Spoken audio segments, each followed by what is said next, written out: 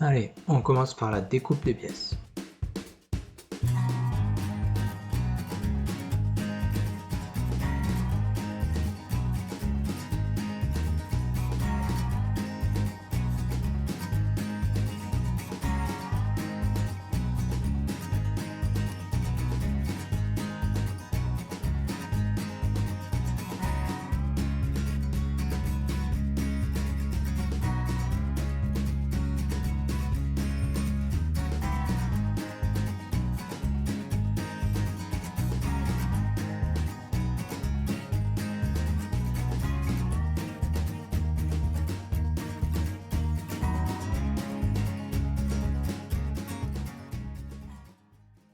Maintenant, je vais parer les bords qui vont devoir se replier, ça va permettre de le faire plus facilement.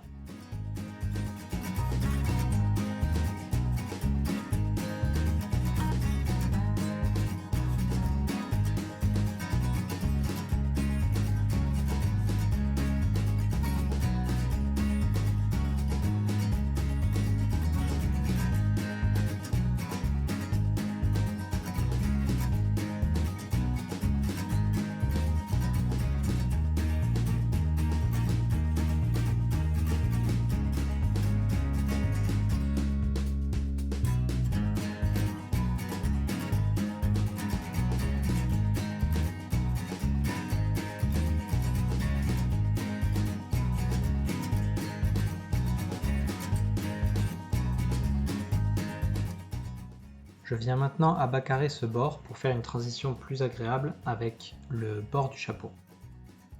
Ensuite, je trace des lignes à environ 5 mm du bord pour pouvoir ensuite poinçonner et griffer pour faire les coutures.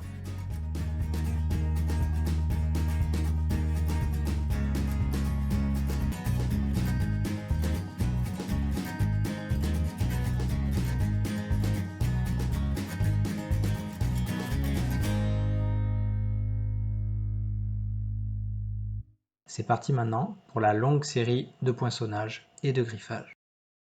Je vous le mets en accéléré, c'est plus marrant.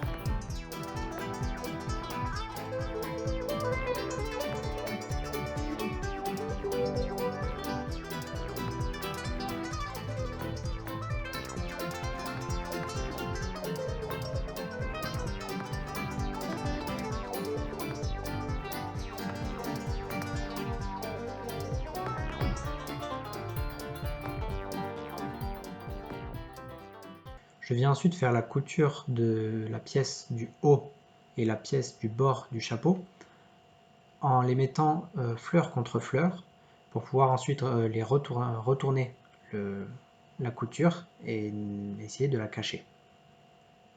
Ça donnera une forme aussi un petit peu plus intéressante au chapeau. Pour ça, je fais une couture type poincellier avec un fil ciré de 1 mm. Je vais ensuite accélérer parce que sinon ça va être un petit peu long.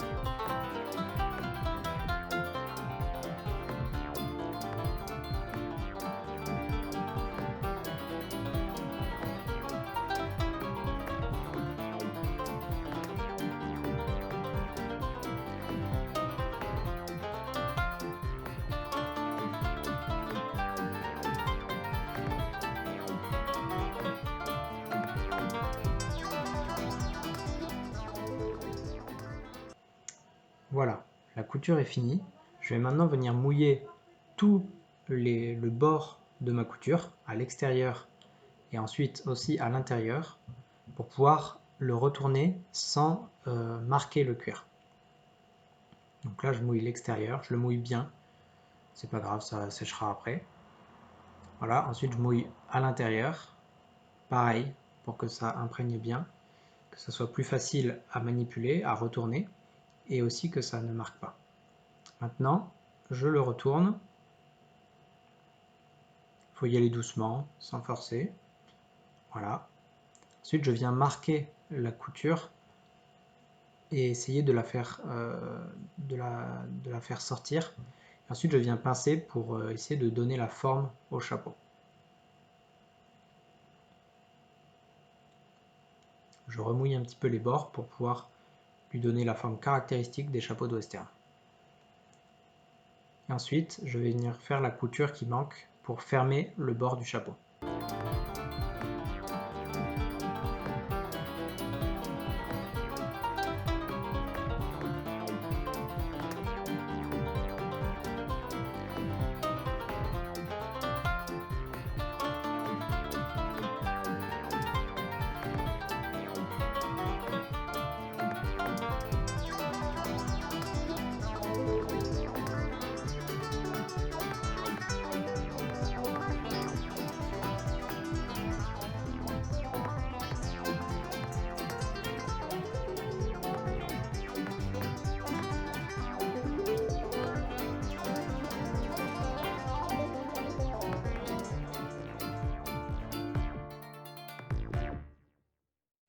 Maintenant, il est temps d'assembler toute la partie haute du chapeau avec la partie qui va faire l'ombre.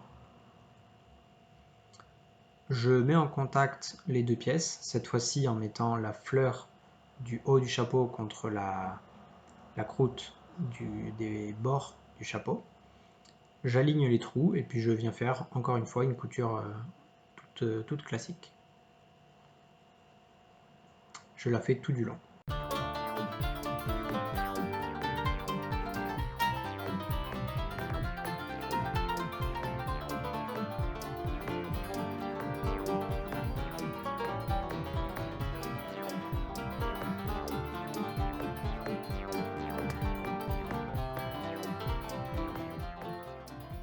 Je viens faire un nœud, couper les bouts de fil qui dépassent et je viens avec un briquet faire fondre les parties du fil qui dépassent pour sceller le nœud.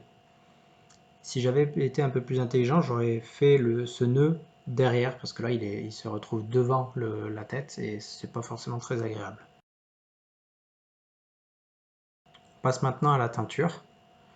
J'ai utilisé une petite boule de poil, mais c'était pas très efficace, je dois l'avouer.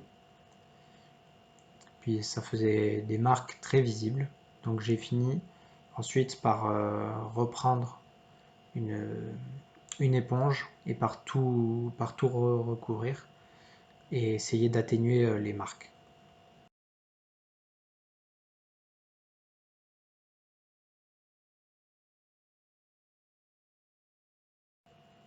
Je viens profiter du fait que le cuir est humide pour pouvoir réajuster les formes au niveau du haut du chapeau et aussi pouvoir mettre la forme que je veux sur les côtés.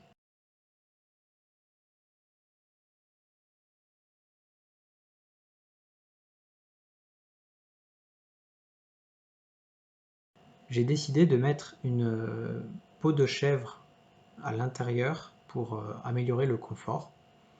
Je vais donc la découper et je profiterai pour faire mon insert sur le trou que j'ai fait tout à l'heure et de le coller là-dessus.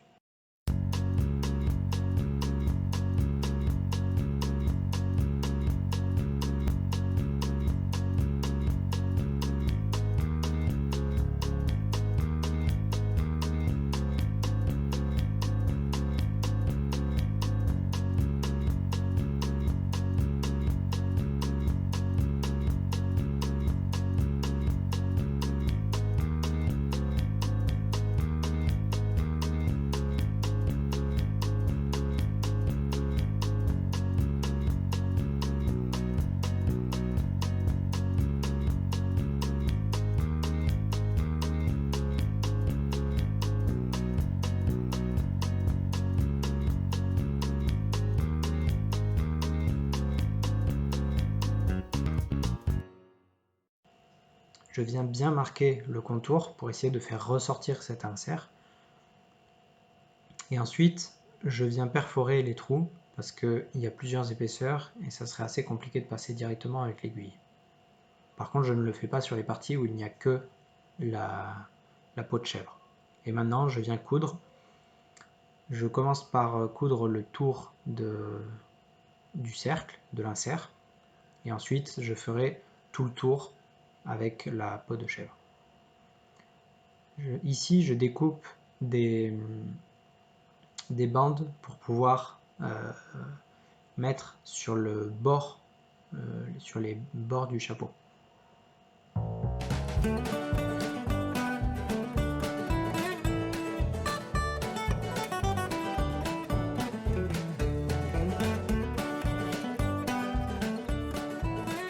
Je les griffe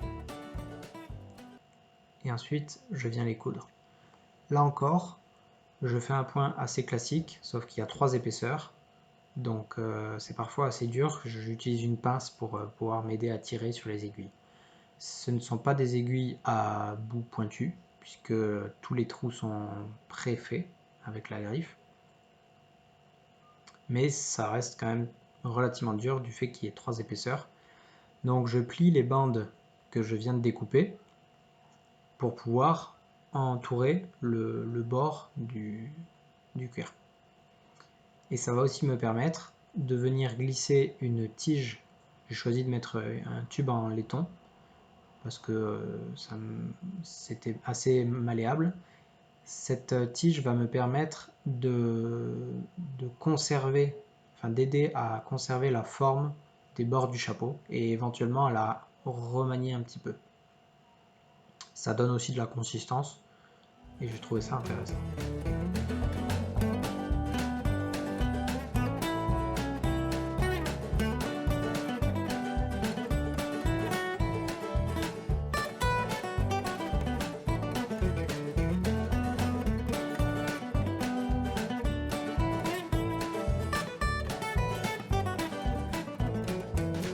J'ai terminé la couture du tour. Voilà, là.